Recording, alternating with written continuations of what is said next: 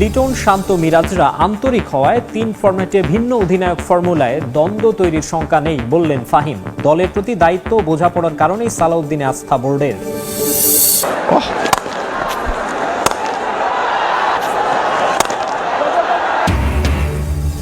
বিপিএলে মোস্তাফিজ নৈপুণ্যে ঢাকার বিপক্ষে শেষ ওভারের রুদ্ধশ্বাস জয় রংপুরের। স্বাগতিক কন্ডিশনের সুবিধা নিতে ব্যর্থ সিলেট। রসিংটন নাইমের ব্যাটে বড় জয় চট্টগ্রামের।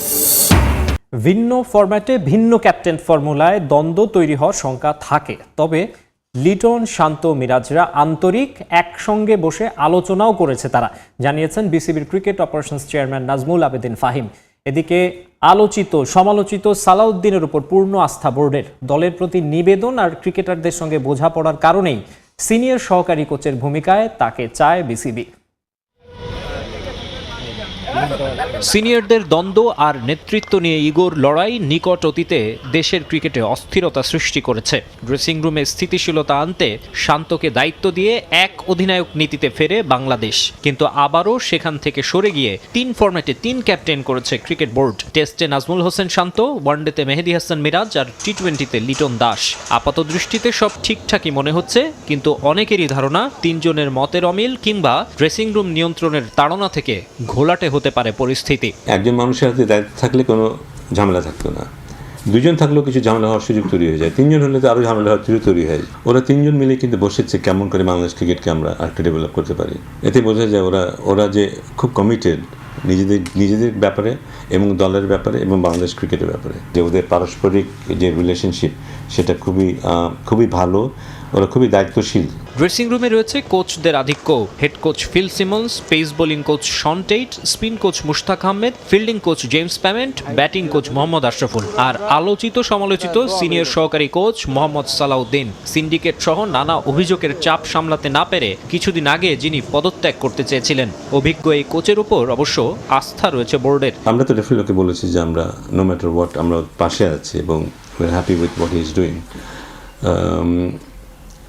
এখানে দুটো জিনিস আছে, একটা হচ্ছে শুধু তার কথা বলবো না, যে কোনো কোচের কোয়ালিটেটিভ একটা দিক আছে, সে কতটা স্কিলফুল তার প্রফেশনে, কিন্তু আরেকটা দিক আছে সে কতটা কমিটেড, সেটাও একটা গুরুত্বপূর্ণ দিক। কিন্তু সো কমিটমেন্টের দিক থেকে কিন্তু আমরা সালাউদ্দিনকে বলতে পারি যে হি ইজ 110%। প্রত্যেক অনেক দিন ধরে কোচিং করছে, আমরা কখনোই চাইনি যে ও এখান থেকে সরে যাক। জানুয়ারিতেই হবে নতুন কেন্দ্রীয় চুক্তি। ক্রিকেট অপারেশনস প্রধান জানিয়েছেন, যেখানে মূল্যায়নের জন্য একমাত্র মানদণ্ড হবে পারফরম্যান্স।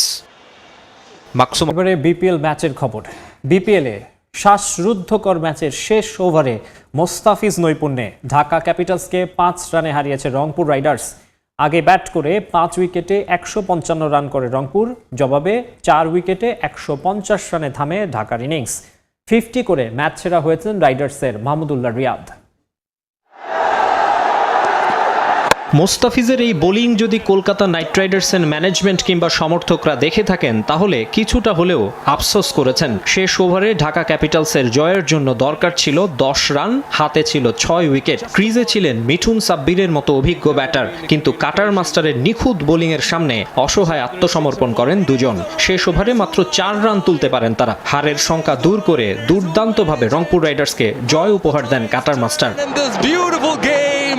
সিলেট আন্তর্জাতিক স্টেডিয়ামে শুরুটা অবশ্য ভালো হয়নি রংপুরের। আগে ব্যাটিংয়ে নেমে দ্রুত উইকেট হারাতে থাকে তারা। সাইফুদ্দিন, জিয়াদের বোলিং তোপে মাত্র 30 রান তুলতেই সাজঘরে ফেরেন লিটন দাস, কাইল মেয়ার্স ও তাওহিদ হৃদয়।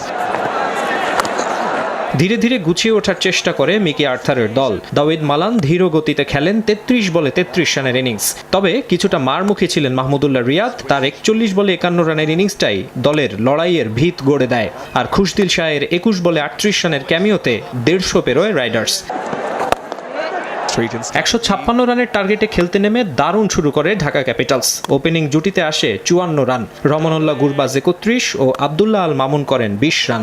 ছন্দ হারানো সাইফ হাসানের ব্যাটে আসে 15।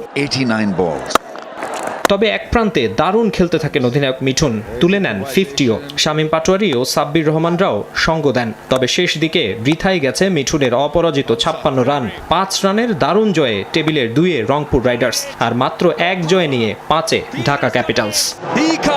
মাকসুম আলম খানকে স্বাগতিক হয়েও হোম কন্ডিশনের সুবিধা নিতে পারছে না সিলেট টাইটান্স। বিপিএলে টানা দ্বিতীয় হারের মুখ দেখল মিরাজের দল। প্রথমে ব্যাট করতে নেমে 7 উইকেট হারিয়ে স্কোরবোর্ডে মাত্র 126 রান তুলতে সক্ষম হয় সিলেট। জবাবে নাইম রসিংটনের অর্ধশতকে 9 উইকেট হাতে রেখেই লক্ষ্যে পৌঁছে যায় চট্টগ্রাম রয়্যালস। ম্যাচ সেরা হয়েছে নাইম শেখ। ঘরের মাঠে বিপিএল, কিন্তু তার সুবিধা আদায় করতে ব্যর্থ সিলেট টাইটান্স। ধারাবাহিকতার অভাবে ভোগা মিরাজের দলের আগের ম্যাচে হার রংপুরের কাছে। চট্টগ্রামের বিপক্ষে জয়ের ধারায় ফেরার লক্ষ্য নিয়ে মাঠে স্বাগতিকরা, কিন্তু এই ম্যাচেও বাজে ক্রিকেটের বলয় থেকে বের হতে পারেনি সিলেট টাইটান্স। টস হেরে ব্যাট করতে নামা সিলেটকে শুরুতেই চাপে ফেলেন অধিনায়ক মেহেদী হাসান মিরাজ। দলকে সামনে থেকে নেতৃত্ব দেওয়ার বদলে বরং বিপদে ফেলে আসেন তিনি। তার পথ অনুসরণ করেন আফগান রিক্রুট হজরতুল্লাহ জাজাই। দ্রুতই 2 উইকেট হারানো সিলেটের মেরুদণ্ড ভেঙে যায় 26 রানেই। একে একে বিদায় নেন জাকির হাসান ও ইথান ব্রুকস। চট্টগ্রাম ঘুরে এসে সিলেটেই স্বাগতিকদের বিপক্ষে মাঠে নামছে নোয়াখালী এক্সপ্রেস। এখন পর্যন্ত জয়ের দেখা না পাওয়া নবাগত নোয়াখালী আশাবাদী সিলেট টাইটান্সকে হারিয়ে জয়ের সূচনা করার, জানিয়েছেন নোয়াখালীর পেসার মেহেদী হাসান রানা। অন্যদিকে জয় চায় সিলেটও। দু দলের ম্যাচ শুরু হবে দুপুর 1টায়। তারেক হাসান চিমুলের রিপোর্ট। উদ্ভূত পরিস্থিতিতে বড় বিপাকে পড়তে হয়েছে নোয়াখালী এক্সপ্রেসকে। সিলেটে ম্যাচ শেষ হয়ে যাওয়ায় চট্টগ্রাম পর্ব খেলতে দলটি চলে গিয়েছিল বন্দর নগরীতে। সূচি পরিবর্তন করায় আবারও বাধ্য হয়ে ফিরতে হয়েছে চায়ের দেশে। চট্টগ্রাম থেকে সিলেটে এসেও বিপাকে পড়েছিল ফ্র্যাঞ্চাইজিটি। হোটেল পাওয়া নিয়ে বিড়ম্বনা পোহাতে হয়েছে। এসব ঝক্কি ঝামেলা মিটিয়ে সিলেট টাইটান্সের বিপক্ষে ম্যাচ সামনে রেখে অনুশীলন করেছে খালেদ মাহমুদ সুজনের দল। দলটায় যোগ দিয়েছেন আফগান তারকা অলরাউন্ডার মোহাম্মদ নবী। একই দলে আছেন তার ছেলে এহসানুল্লাহ। বাবা ছেলে অনুশীলন করেছেন একই সঙ্গে। ম্যাচেও হয়তো দেখা যাবে তাদের। স্বাগতিক সমর্থকদের সামনে জয় পাওয়া কঠিন হলেও আশাবাদী নোয়াখালী এক্সপ্রেসের বোলার মেহেদী রানা।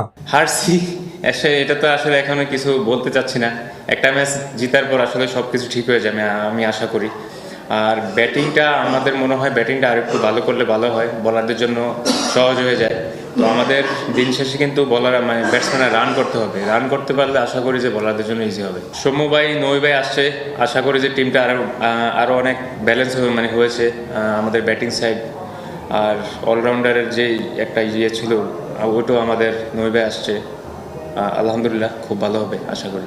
এখন পর্যন্ত 3 ম্যাচ খেলে জয়ের দেখা পায়নি নবাগত দলটি। এর মাঝে দলটির ট্রেনারকে নিয়ে সন্দেহভাজন কর্মকাণ্ডের খবর প্রকাশ হয়েছে। এমন পরিস্থিতিতে দল হয়ে খেলা কতটা কঠিন ক্রিকেটারদের জন্য মানিয়ে নিতে হবে, সবকিছুর সাথে অ্যাডজাস্ট করে নিতে হবে। তো চাবো যে ওই টাইমটা যতটুকু ওভারকাম করা যায়। আমাদের কাজ হলো পারফর্ম করা, ঠিক আছে? বাদ পড়বো আবার ডুববো, এটাই স্বাভাবিক। একটা ম্যাচ জিতলে আমি মনে করি যে আমাদের নেক্সট যে খেলাটা আছে ওটা আমরা উইন হলে আমার মনে হয় যে সবাই খুশি হবে। আর চট্টগ্রাম পর্ব বাতিল হওয়ায় গ্রুপ পর্বে প্রায় সব ম্যাচ ঘরের মাটিতে পাচ্ছে সিলেট টাইটান্স, কিন্তু তারপরও কেন যেন অচেনা ছন্দে তারা। দলটাতে আছেন মেহেদী হাসান মিরাজ, পারভেজ ইমন, নাসুম আহমেদদের মতো বড় তারকা। বিদেশি মোহাম্মদ আমের, ইথান ব্রুকস, ওমর জাইরা পারফর্ম করছেন নিয়মিত। তবু যতটা দাপট দেখানোর কথা তার ধারে কাছেও নেই দলটা। তবে দুর্বল নোয়াখালীর বিপক্ষে জয় হাতছাড়া করতে চাইবে না সিলেট টাইটান্স। অনূর্ধ্ব-19 বিশ্বকাপে অংশ নিতে জিম্বাবুয়ের উদ্দেশ্যে রাতে দেশ ছাড়বে বাংলাদেশ।